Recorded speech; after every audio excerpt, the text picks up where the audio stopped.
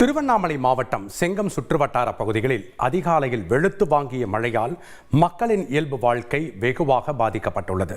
கூடுதல் தகவல்களை செய்தியாளர் குரு தண்டபாணி வழங்க நாம் கேட்கலாம். வணக்கம் குரு தண்டபாணி. கோடை மழை பெய்யாதா அப்படின்னு பலரும் ஏங்கி இருக்கக்கூடிய சூழ்நிலையில் நீங்கள் இருக்கக்கூடிய பகுதியில் பெய்திருக்கக்கூடிய மழையால் பொதுமக்கள் என்ன மாதிரியான இன்னல்களுக்கு ஆளானாங்க, அவங்க முன்வைக்கக்கூடிய கோரிக்கைகள் என்ன, விவரங்களை பதிவு பண்ணுங்க. இன்னும் தொடர்ந்து மழை பெய்து கொண்டிருக்கிறதா? திருவண்ணாமலை மாவட்டத்தில் இன்று கடந்த சில மாதங்களாகவே வெயிலின் தாக்கம் மிக கடுமையாக இருந்து வந்துள்ளது.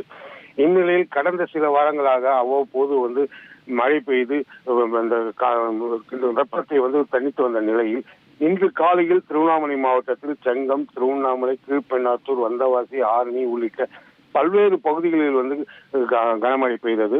இந்த கனமழை பெய்ததன் காரணமாக வெப்பத்தின் தாக்கம் குறைந்து குளிர்ச்சியான சூழ்நிலை ஏற்பட்டதால் பொதுமக்கள் மகிழ்ச்சி அடைந்துள்ளார்கள்.